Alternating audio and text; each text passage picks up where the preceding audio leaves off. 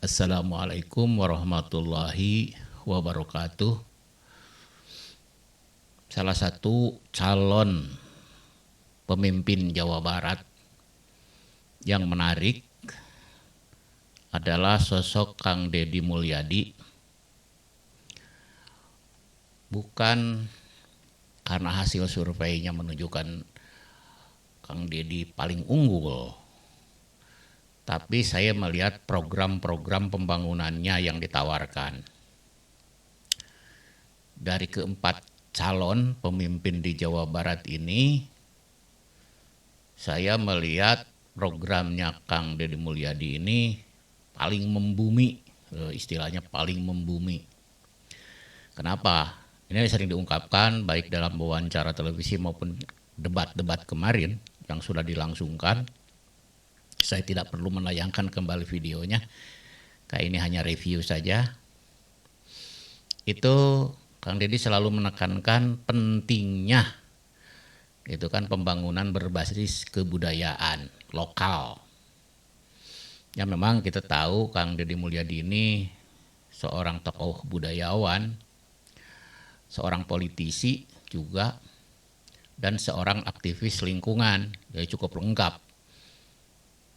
Kang Deddy Mulyadi ini menekankan pembangunan yang akan digarap di Jawa Barat itu berbasis kepada kebudayaan lokal. Kita sering salah kan ya, kebudayaan itu diartikan selalu dengan seni atau kesenian. Tidak. Kebudayaan itu luas, mencakup segala aspek dan kehidupan masyarakat, itu adalah kebudayaan. Dari cara makan aja itu sudah budaya. Bahasa yang kita gunakan adalah budaya. Kebudayaan itu kata bendanya. Itu basisnya atau dasarnya itu kata dasarnya adalah budaya. Budaya itu dari kata budi dan daya, bahasa Sanskerta. Budi dan daya. Budi itu akal, daya adalah kemampuan. Jadi kemampuan akal manusia. Semua hasil karya kemampuan akal manusia itu disebut budaya. Kita makan, kita berpakaian, kita nyisir rambut, itu budaya semuanya. Makanya ada yang mendefinisikan kebudayaan itu adalah hasil karya, cipta, pikirannya, rasa, karsa, kehendak, karya dari masyarakat. Yaitu manusia, masyarakatnya, bukan binatang. Jadi semua hasil karya masyarakat itu semuanya budaya. Makanya cara tiap daerah beda-beda, itu karena budayanya beda-beda. Jadi bukan hanya semata seni itu kan. Budaya itu kehidupan kita, sendi kehidupan kita, semua hasil karya manusia itu budaya. Ada yang berbentuk pikiran, budaya itu manusia berpikir kemudian melahirkan suatu ide, itu budaya. Kita punya ide, melahirkan sebuah aturan hukum, itu budaya. Dasar negara juga itu budaya, budaya bangsa. Karena hasil dari karya cipta. Ada juga yang berbentuk sikap, perilaku. Ya, kita berperilaku juga budaya. Orang Sunda suka bersalaman, kan orang luar berpelukan gitu kan. Itu kan budaya. Jadi perilaku kita juga dipengaruhi oleh budaya. Orang Arab berpelukan sambil ngelus-ngelus jenggot temennya gitu kan, itu budaya juga, budaya Arab. Jadi perilaku termasuk budaya. Dan yang ketiga bentuk budaya itu adalah benda. Benda banyak di sekitar kita, itu adalah hasil kebudayaan. Gitu ya. Nah, orang Sunda dari dulu juga punya budaya yang turun-temurun dari nenek moyang, cara kita, cara menyapa, cara bertani, ya kan, mengembangkan, memajukan bangsa ini ataupun anak-anak kita itu dengan budayanya. Ngomong naku bahasa Sunda aya undak usuknya gitu kan. Pakai bahasa yang basajan, apakah bahasa yang halus gitu kan, orang Sunda ada tata caranya gitu. Dan itu sangat mendasar kalau pembangunan didasari oleh kebudayaan milik kita. Jadi kita tidak dibuat menjadi orang lain. Ya kan kita akhirnya dipoles. Nah itu yang salah, pembangunan yang hasil pembangunannya dipoles. Dipoles dengan apa? Budaya luar. Kita tidak perlu berbudaya Arab karena bukan orang Arab. Apa kita akan diubah menjadi orang Arab? Kan itu yang salah. Akhirnya kita melupakan budaya sendiri dan budaya orang lain juga belum tentu cocok dengan karakter, situasi, lingkungan dengan masyarakat kita. Kita juga bukan orang barat.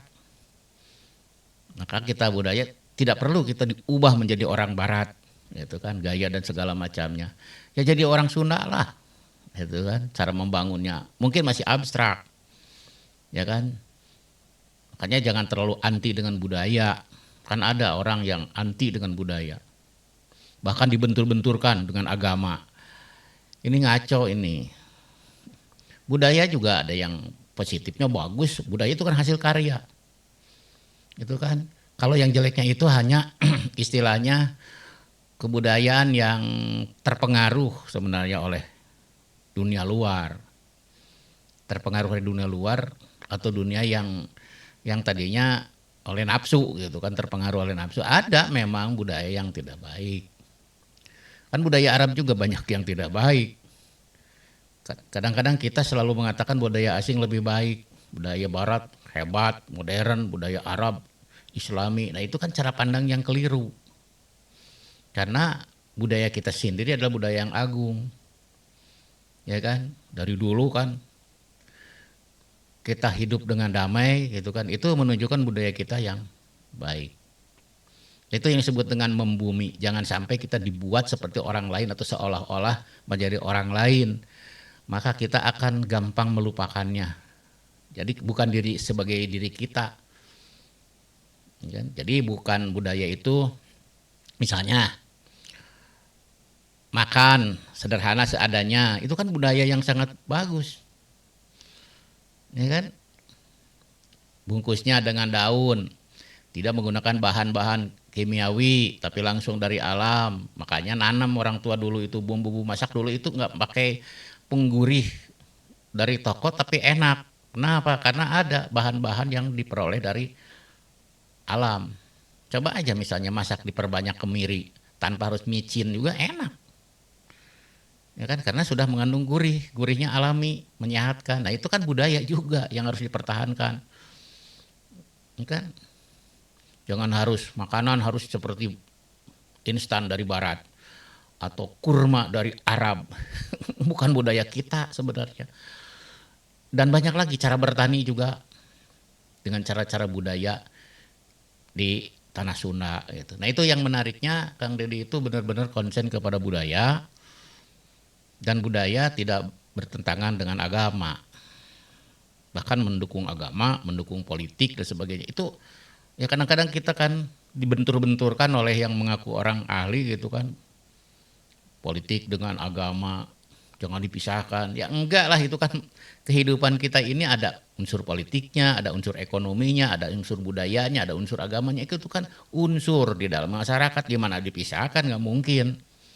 Makanya ada saja orang yang ingin membentur-benturkan gitu kan. Dulu ada kasus budaya diserang karena wayang gitu kan. Wayang itu haram gitu. Dari mana asalnya mengatakan haram? Emang dimakan. Ya kan? Unsur apa? Itu kan hanya budaya. Dan di dalam wayang juga kan ada pepatah-pepatah yang sangat baik gitu kan, yang disesuaikan dengan kondisi alam atau kondisi masyarakat sekarang. Enggak ceritanya enggak model lama gitu, enggak, berkembang. Budaya itu berkembang sesuai perkembangan masyarakatnya. Jadi nggak usah apa istilahnya anti, alergi dengan budaya. Justru hidup kita dari dulu ini menjadi seperti ini karena budaya kita, bukan budaya orang lain. Nah, ini. Nah, di dalam pengejawantahannya atau di dalam bagaimana membangun, itu Kang Deddy Mulyadi ini menariknya di situ dibandingkan yang tiga ya. Kadang-kadang yang tiga agak abstrak atau terlalu ya ke agama-agamaan ada. Jadi terlalu membawa ke masalah keislaman. Itu tendensinya kan kurang bagus gitu kan. Biarkanlah agama itu berkembang ya sesuai dengan keyakinannya di dalam berbudaya kan tidak bertentangan ini. Kenapa? Ada yang penekanannya ke ya macam-macam. Bahkan ada yang mengatakan kita akan membuat warga Jawa Barat bahagia gitu kan. Agak abstrak karena bagi saya ukuran bahagia juga susah.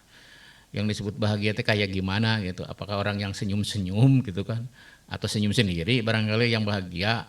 Susah ukurannya, nagihnya juga susah gitu kan. Jadi kita yang konkret harusnya. Memang idealismenya itu ditaparkan dalam bentuk yang abstrak, tapi terjemahannya itulah yang penting bagi masyarakat. Apa gitu kan visi misi dari calon pemimpin itu yang bisa terukur, karena masyarakat tahunya kan yang bisa terukur, yang kelihatan, yang bisa dicek gitu kan, bukan fisik saja, ya kan? Jangan salah sangka pembangunan yang bisa terukur itu pembangunan fisik, enggak. Membangun itu kan ada dua pilihan atau bisa bersamaan. Membangun fisiknya, ya kan, jalan, jembatan, fasilitas-fasilitas lah, infrastruktur kalau zaman Jokowi mana namanya. Ada juga pembangunan manusianya, mentalitasnya, ya kan, moralitasnya, akhlaknya, gitu juga perlu dibangun. Tapi kadang-kadang karena keterbatasan biaya, akhirnya jadi pilihan prioritas. Ada yang cenderung ke fisik aja, infrastruktur, kemudian manusianya, pembangunan manusianya agak sedikit berkurang, bukan tidak dilakukan, tapi dikurangi porsinya. Ya, ada juga kalau zaman Jepang itu, di Jepang itu yang dibangun waktu Kaisar Meiji kalau nggak salah, itu pembangunan manusianya. Setelah kalah perang dari Amerika, maka yang dipanggil itu guru-guru bukan tentara. Para guru dikumpulkan, istilahnya dicari anak-anak Jepang yang pinter-pinter, disuruh belajar ke negara orang dan dibiayai oleh negara. Setelah pada pinter, pada menjadi ahli gitu, barulah dipanggil pulang ke kampungnya untuk membangun negaranya. Wah, itu kan makanya budaya Jepang dengan teknologi yang maju gitu, tetap berseimbangan gitu. Itu membangun manusianya, tidak fisik tapi manusianya yang dibangun. Dan berhasil kan menjadi negara maju. Cina, nah sekarang Cina kan maju, gitu kan. Kita jangan terlalu anti terhadap Cina, ya kan. Kalau kita mau belajar, kecuali kalau Cina itu kan berkuasa di kita. Kenapa salah kita sendiri? Produk Cina banyak di kita, kemudian kita kan membelinya. Cek Sunda mau ongkoh moyokan, tapi dibelian gitu, dipoyok tapi dilebok gitu kan. Oke, itu anti Cina, dijajah Cina, produk Cina dibelian gitu kan. HP sekarang paling murah kan buatan Cina, ya kan? Kendaraan buatan Cina. Kenapa kok Cina bisa ya? Ya, kan kita kalau Jepang itu mengirimkan anak-anak mudanya untuk belajar di luar, dibiayai dong. Bukan biaya sendiri. Kalau kita kan ke luar negeri biaya sendiri, ya wajar tidak mau pulang juga biaya sendiri. Tapi kalau dibiayai negara, bisa dipanggil pulang dong. Kan biayanya dari negara. Kalau Cina itu justru mendatangkan investasi, jadi orang Cinanya tidak keluar. Ya kan, walaupun banyak orang Cina di luar, tapi program pemerintahnya justru mendatangkan investasi. Jadi penanaman modal yang sangat murah dan tenaga kerja buruhnya yang murah. Itulah yang menarik perusahaan-perusahaan besar, IBM, itu kan, perusahaan komputer, perusahaan IT, perusahaan mobil Jerman, BMW, apalagi ada perusahaan Lamborghini, dan hampir semua perusahaan besar di dunia ini menanamkan investasinya, mendirikan pabriknya di Cina. Karena pertimbangan investor itu satu, negaranya harus aman. Apakah Cina aman? Aman, karena memang pemimpinnya sistem komunis gitu ya, komunis tangan besi, jadi masyarakatnya tidak bisa berkutik. Upahnya ditekan semurah-murahnya, makanya nggak ada demo buruh nggak ada, karena pemerintahnya memang keras gitu kan, menekan masyarakatnya. Ya itu disebutnya pemerintahan komunis gitu kan.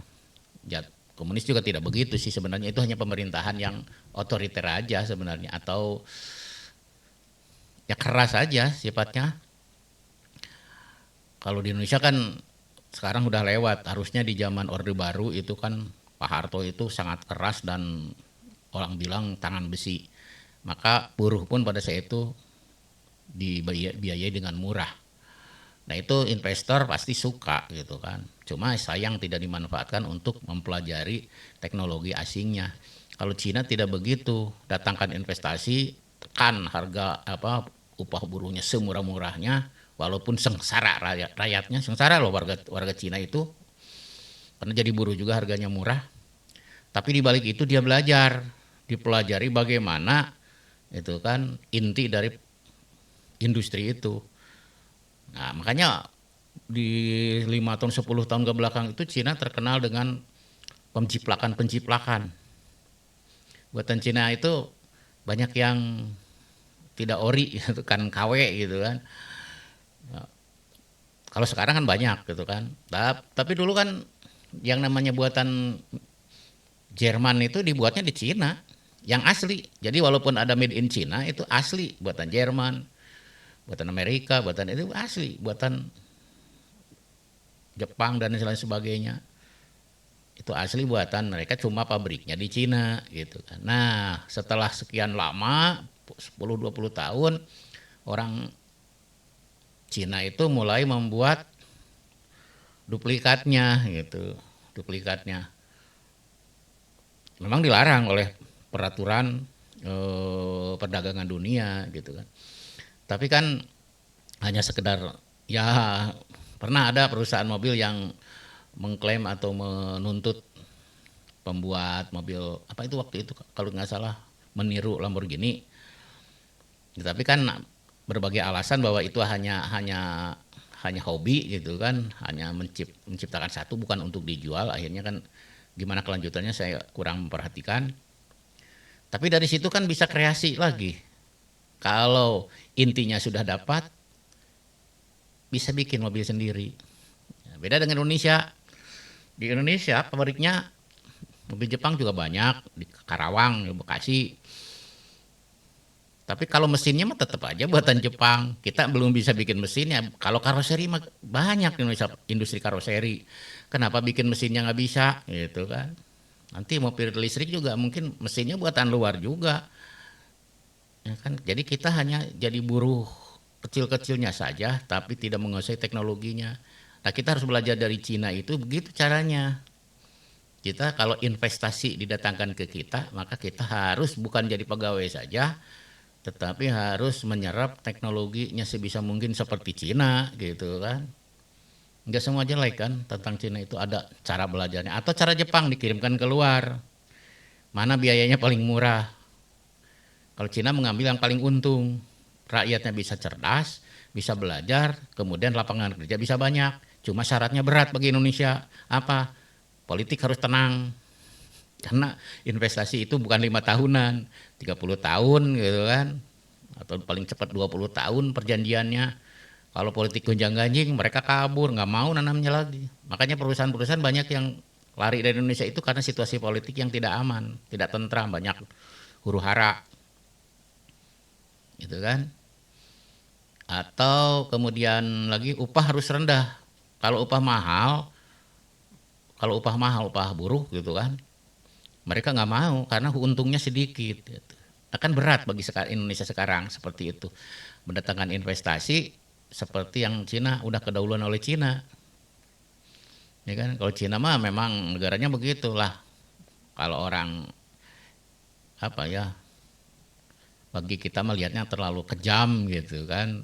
Tapi kan sekarang menikmati gitu kan, mereka produk-produk Cina wah melimpah di dunia, dari mulai teknologi digital sampai mesin segala macam, bahkan mereka sudah bikin pesawat tempur, roket dan lain sebagainya, dan kita menjadi pelanggannya. Lihat aja impor dari Cina, wah apakah kita menyalahkan pemerintah? Agak susah, kita sendiri yang butuh, kita sendiri yang beli lebih murah, ya kan. Dan kadang-kadang budaya kita nih harus diperbaiki. Nah ini makanya senang saya dengan program kebudayaan itu.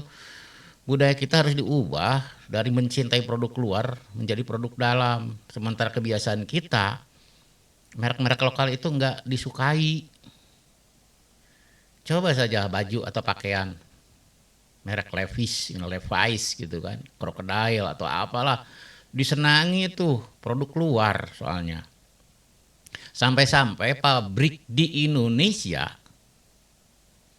membuat label dan merek palsu. Laku lagi. Karena kita merasa keren. Rakyatnya merasa keren kalau pakai kaos Crocodile. Ya kan? Coba pabriknya bikin kaos mereknya buaya. Orang Indonesia yakin nggak mau buaya gitu. Apa bedanya Crocodile dengan buaya? Keneh-keneh. Nah itu budaya kita yang harus diubah, mindset kita. Kenapa kita lebih suka merek luar walaupun palsu? Makanya orang dagang jangan dicarinya untung, mana yang laku. Nggak berani. Gitu kan? Memberi merek Ajag gitu kan. Mereknya Ajag, pakaian Ajag atau sepatu Ajag gitu kan. Nggak ada, nggak berani. Kenapa? Ya karena kita larinya selalu merek luar gitu, walaupun palsu gitu. Itu kan kesalahan kita. Ini budaya loh. Budaya kita yang terlalu mengagungkan orang luar. Ini perlu pendekatan budaya seperti yang dilakukan oleh Kang Deddy Mulyadi itu, atau programnya yang akan dilaksanakan belum tentu bisa kan. Tapi paling tidak rakyat bisa memilih program yang bisa terukur dan sesuai dengan karakter kita. Ya, itu menariknya itu disesuaikan dengan budaya kita. Cara sabumi, cara sadesa, jangan kan beda-beda gitu kan. Ngigel teh kumaha tepakna, kumaha kendangna, ulah kendangna, kendang apa ketuk tilu. Tapi malah jaipongan gitu kan, tuh nyambung. Jadi tiap wilayah beda, ada Priangan Timur gitu kan, ada Cirebonan, gitu kan. Ada daerah Bogor itu karakter beda-beda, maka cara pendekatannya juga harus beda-beda gitu. Tapi tetap satu tujuan dan programnya apa istilahnya terukur. Nah dari keempat calon itu saya tertarik selain membumi juga program Kang Deddy Mulyadi ini bisa terukur. Nah, ini programnya. Selain berbasis budaya, Kang Deddy mau mengintegrasikan jalan karena jalan ini infrastruktur yang bisa menghidupkan pergerakan masyarakat. Nah, selama ini jalan tol dengan jalan provinsi tersambungnya hanya di beberapa titik sehingga menyebabkan kemacetan. Percuma jalan tol tapi macet. Karena terjadi bottleneck gitu kan, sifat leher botol gitu, dari gede, dari lancar ke yang sempit, ya akhirnya bottleneck. Ya kan, berjejal di pintu keluar dan masuk. Kumaha botol, jerona gede, keluarna leutik ya susah, rek keluarna beblek-bekan. Jadi macet gitu kan. Rek ngasupkeun juga susah gitu kan. Dati nu leutik anu gede. Nah, integrasinya ini bukan harus semua jalan di perubahan dibesarkan seperti jalan tol kan tentu biayanya besar. Yang paling efektif dan efisien adalah membuka pintu-pintu tol di beberapa lokasi yang bisa menghubungkan ke jalan-jalan provinsi. Kemudian jalan provinsi disambungkan ke dan kabupaten. Nah, itu program yang sangat cerdas, saya kira. Cuma pelaksanaannya nggak tahu. Tapi dari pola pikirnya saya bisa menilai itu bagus gitu kan. Ya kalau pelaksanaannya kita lihat nanti aja. Daripada memilih yang tidak jelas juga pola pikirnya gitu. Mending yang jelas lah kita mengukurnya. Itu. Jadi untuk kelancaran distribusi barang dan jasa bagi masyarakat dari petani dan sebagainya gampang menjual ke pasar, belanja gampang ke pasar. Karena lalu lintas orang itu cepat ataupun lancar, maka ekonomi pun peredaran ekonomi pun lancar. Tidak numpuk di kota gitu kan, tapi ke desa juga tersebar. Nah itulah pemerataan pembangunan melalui jalan. Itu bukan satu-satunya. Cara lain banyak gitulah dengan membuka-buka peluang usaha di daerah lain. Kemudian yang kedua, ini hasil dari saya rangkum dari wawancara di sebuah televisi antara Kang Deddy dengan hostnya. Integrasi pendidikan antara SD, SMP, dan SMA. Seringkali ada kasus anak yang tidak tertampung di sekolah, padahal sudah zonasi, dan zonasi itu susah ngukurnya. ya kan, sampai-sampai orang tua ngukur dari sekolah ke rumahnya, kenapa yang jauh diterima, karena yang dekat enggak, karena ukuran jarak itu menggunakan apa, jarak lurus atau jarak belok-belok kan susah juga, atau pakai Google Map jaraknya, kan enggak jelas aturannya gitu kan, akhirnya ya rame soal ini, soal masuk sekolah itu tiap tahun gitu kan. Makanya Kang Deddy punya rencana juga menghilangkan PPDB. Jadi tidak ada seleksi-seleksi yang menyebabkan anak itu masuk ke sekolah-sekolah favorit, ya kan? Sehingga numpuk di sekolah favorit, sekolah lain kosong. Nah, ini kan jadi tidak adil. Jadi harus merata gitu kan. Di sekolah itu ada yang anak bukan inilah yang cepat belajarnya, ada yang lamban gitu. Kalau saya melihatnya nggak ada anak bodoh, semuanya pinter. Cuma ada yang lamban, ada yang cepat gitu. Kalau udah bisa mah semuanya juga, yang lamban juga pinter. Cuma prosesnya ada yang lambat menerima ilmunya gitu kan, ada yang cepat. Bukan yang cepat berarti pinter, enggak, belum tentu. Dan kecerdasan mah ada di otak. Kalau penerimaan mah kan lewat telinga, lewat mata. Ada anak yang terganggu karena pendengarannya kurang, kan lamban. Atau penglihatannya udah bolor, udah nggak kelihatan di sekolahnya di belakang lagi. Ya susah lihat tulisan apa yang terangkan oleh guru juga. Itu kan bisa menghambat. Ini kan maka tidak ada yang bodoh sebenarnya, cuma ada yang cepat, ada yang lambat. Itu harus ada di tiap sekolah, dan sekolah nanti harus bisa apa istilahnya mengelompokkan supaya tidak ada kesenjangan. Kalau misalnya mendidik anak yang cepat menangkap dengan yang lambat, nantinya yang cepat keselen nungguan kecepatan itu gitu kan. Cara pembelajarannya yang lamban susah ngejar-ngejar yang cepat gitu. Makanya dikelompokannya bukan pintar dan bodoh. Bukan yang nilainya tinggi dan rendah, bukan, tapi yang cepat dan yang lambat gitu. Kemudian jumlah siswa lulusannya dengan SMP itu harus linier gitu kan. Sekarang tahun sekarang lulusan SD berapa? Daya tampung SMP berapa? Nah, itu harus sesuai jumlah daya tampungnya, mejanya, bangkunya, ruang kelasnya. Itu lulusan SD berapa, daya tampung SMP berapa, lulusan SMP berapa, daya tampung SMA berapa, dan itu perlu database, itu kan. Ini bagus programnya, apakah bisa diimplementasikan dengan database yang akurat? Karena kalau bicara soal Jawa Barat saja belum tentu bisa. Ini sudah sesuai jumlahnya, jumlah lulusan SD tahun ini sebanyak 100.000. Kemudian disediakan meja di tingkat SMP juga 100.000. Jadi klop, belum tentu. Kenapa? Ya 100.000 itu nyebarnya di mana gitu kan? Ternyata numpuknya di daerah sekitaran Bandung. Hari nyiun diratakan ke mana kan? Nah, itu penyebarannya juga harus jelas. Ya kan? Ada daerah yang sangat kurang, ya kan? Jangan dipaksakan. Nah, itulah perlunya database. Sehingga daerah mana yang numpuk, bagaimana yang kosong dan sebagainya itu betul-betul apa tersalurkan dengan ini. Ya, idealnya begitulah. Walaupun prakteknya susah. Tapi ya itu gambarannya. Database itu penting karena tanpa data susah. Gitu kan. Sama dengan pemimpin tanpa punya masalah ya susah. Pemimpin itu kan harus tahu permasalahan gitu. Nah, Kang Deddy ini kayaknya tahu permasalahan gitu kan. Makanya ngomongnya langsung terukur. Kalau yang tidak tahu kan mau apa? Coba susah. Masalah kita tidak tahu. Terus penyelesaiannya apa? Masalahnya aja tidak tahu. Kan jadi harus tahu masalahnya. Makanya yang tidak punya yang tidak bisa melihat ada masalah di masyarakat itu programnya ngabur gitu kan. Programnya itu selangit gitu. Kita akan meningkatkan ekonomi masyarakat. Lah dan nyaho masalah utama yang umum diketahui mah kemiskinan. Nah, tapi yang jadi masalahnya yang menyebabkan kemiskinan itu apa? Nah, itu kita akan persiapan karena di sini ada pengangguran. Nah, itu tahu gitu kan masalahnya. Pengangguran itu masalah klasik gitu kan. Tapi kan harus terukur gimana caranya kan gitu. Apalagi dengan rencana kita akan menciptakan kebahagiaan masyarakat Jawa Barat. Ya, aduh saya masih senyum-senyum aja, membahagiakan tuh gimana sih? Iya kan, bahagia itu susah ukurannya.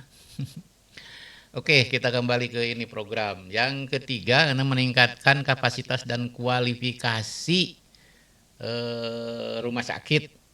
Nah, masalah kesehatan. Ini masalah pembangunan manusia kalau ini. Kalau kalau yang tadi kan fisik ya, pembangunan fisik. Jadi Kang Deddy mau menjalankan dua dua apa istilahnya mainstream pembangunan itu ada dua, fisik dan manusia gitu. Fisiknya tadi jalan, dan lain-lain nanti mungkin juga ada. Kemudian manusianya ya pendidikan gitu kan, pendidikan. Paling tidak sinerginya dulu gitu lah antara lulusan dengan inputnya dengan penerimaan gitu. Belum kualitas nih. Kualitas pendidikan, fasilitas dan segala macam belum belum dikemukakan ini. Ya satu persatu lah gitu kan. Tidak semuanya, nggak mungkin lah langsung sekaligus. Kemudian ya tadi meningkatkan kualifikasi rumah sakit, masalah kesehatan kan penting mas. Kalau masyarakat negara ring rek rumah nggak bangun gitu. Di GPG areureun akhirnya orang sakit itu kan jadi tanggungan orang lain di mana-mana juga. Sama dengan orang nganggur. Orang nganggur itu dibiayai orang lain. Ya orang lain itu siapa? Ya ayahnya, ibunya, saudaranya dan sebagainya. Aja jadi beban yang seharusnya melesat gitu kan. Orang itu yang punya dibebani itu harusnya melesat gitu kan. Kalau orang tua yang seharusnya punya modal untuk usaha, akhirnya ngurusin anaknya yang nganggur, ya kan? Jadi beban. Makanya beban negara itu pengangguran menjadi beban negara.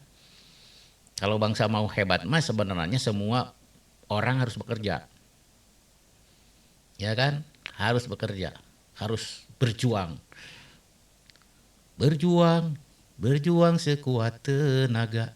Eta balik di kata endut, ah. Nah, jadi kualifikasi rumah sakit penting jangan sampai numpuk katakan diri di provinsi. Provinsi kan rumah sakit negerinya di Hasan Sadikin ya, di Pasteur. Itu numpuk kayak pasar, pasar bukan gitu kan. Akhirnya pelayanannya aduh mesti nungguan dan pikir ngaplek gitu. Saya juga pernah ke sana, penyakit ringan tapi ngantrinya luar biasa. Wah, males ah. Kapok. Nah itu kan, nah bahayanya, kasihannya itu kepada yang penyakitnya memang berat gitu kan, harus nunggu lama, aduh kasihan. Penyakit jantung, penyakit macam-macam lah yang berat-berat gitu, ginjal yang harus cuci darah tiap seminggu sekali, Masya Allah. Nah kalau tiap daerah ada, tiap kabupaten ada, ditingkatkan kualifikasinya, ya tidak perlu jauh-jauh. Yang mau ngerepotkan masyarakat, berenai jauh mah sobat. Di Pangandaran ke Bandung, di Cirebon ke Bandung, di Sukabumi ke Bandung, di Bogor ke Bandung, karena di daerah masing-masing tidak ada rumah sakit yang kualifikasinya memenuhi syarat atau peralatannya kurang atau dokternya juga kurang, tidak ada. Nah, makanya ini satu kata tapi menyebabkan satu fasilitas fisik ya, rumah sakitnya, peralatannya, dua tenaga dokternya, manusianya harus disiapkan juga oleh gubernur.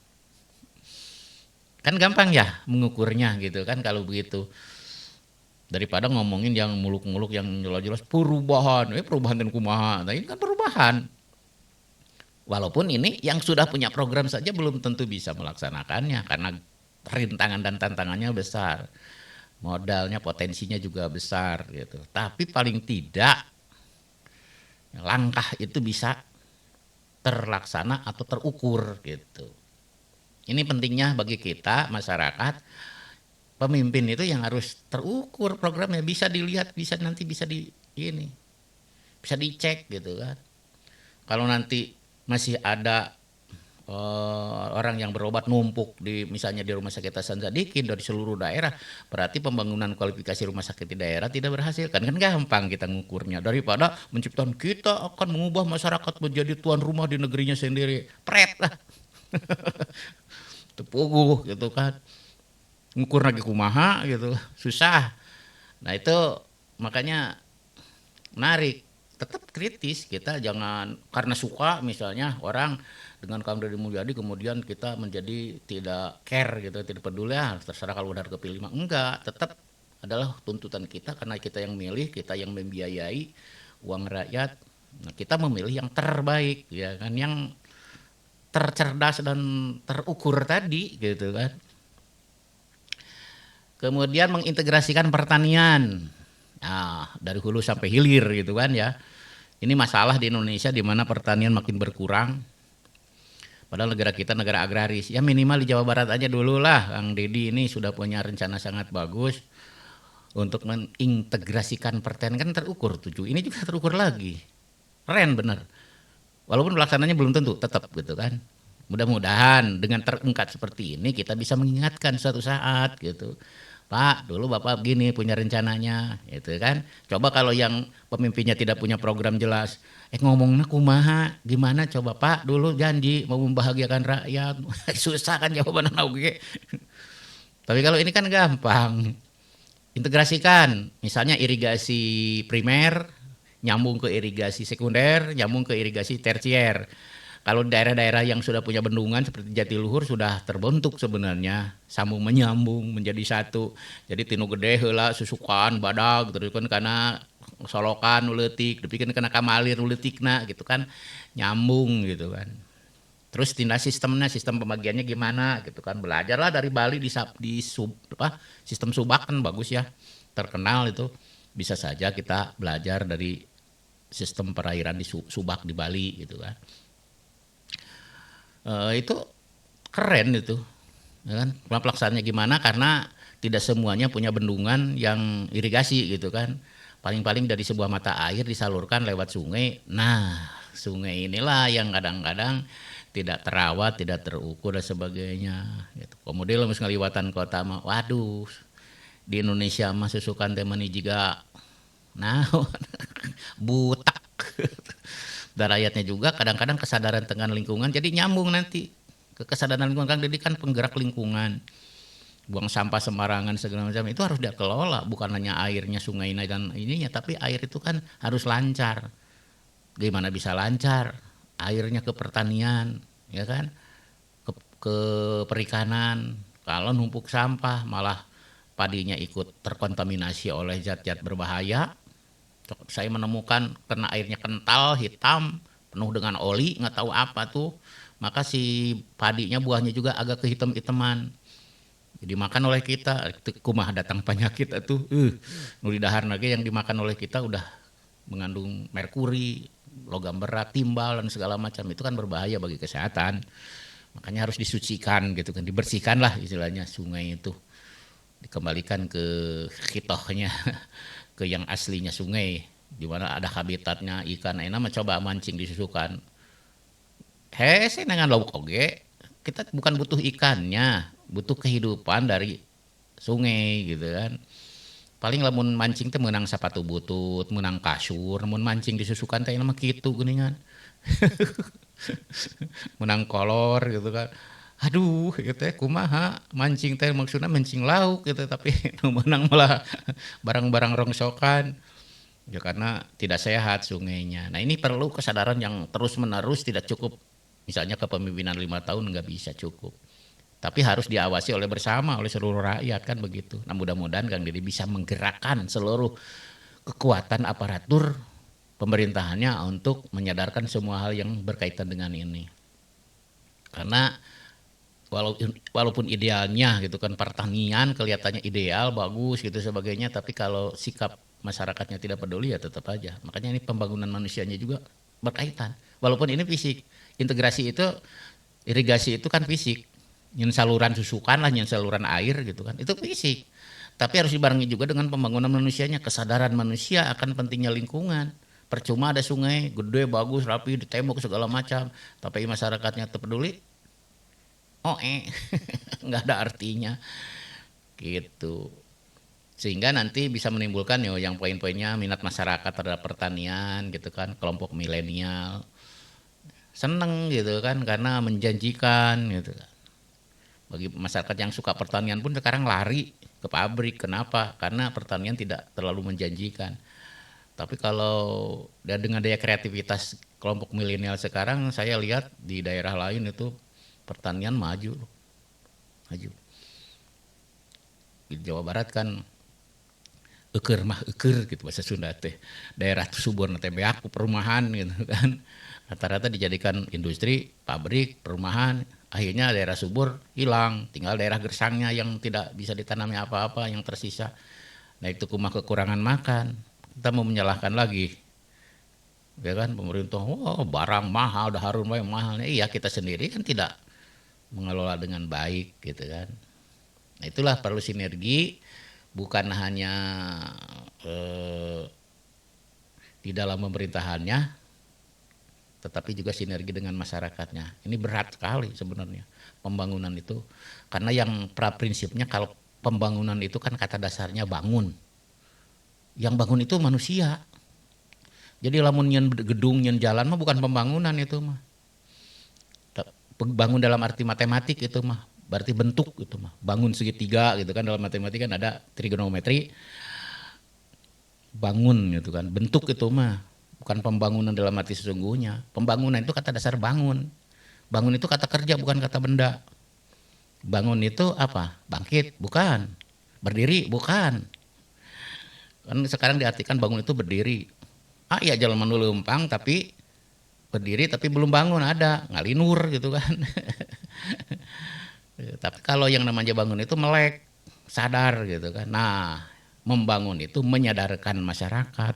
Di situ beratnya, menyadarkan masyarakat.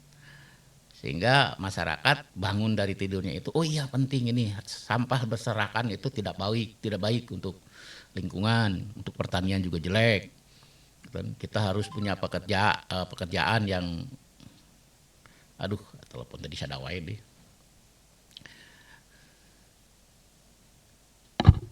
Bentar, aduh.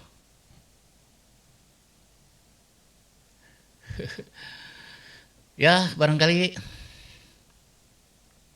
apalagi, oh mahalnya alat pertanian, yaitu subsidi-subsidi nanti larinya. Penting itu juga gitu kan, tapi kan lebih bagus mah lebih kreatif. Kalau nanti masyarakat sudah mulai kreatif, inovatif, membuat sendiri, itu lebih baik gitu. Tapi sebagai perangsangnya perlu pemerintah turun tangan. Sulitnya pupuk, saya harap ya bukan hanya pupuk yang ada dari buatan pabrik gitu kan. Kalau bisa masyarakat diberdayakan membuat pupuk sendiri. Nah itu lebih efeknya lebih luas gitu. Selain memperluas lapangan kerja, juga efek terhadap lingkungan juga. Kalau pupuk organik buatan rakyat itu kan lebih ramah lingkungan. Cuma harus ada aturan yang mengatur, jangan sampai terlalu mahal harganya, karena kalau dibiarkan terlalu bebas kan orang mencoba untuk menjual dengan setinggi-tingginya. Itu naluri pengusaha atau dagang itu kan begitu.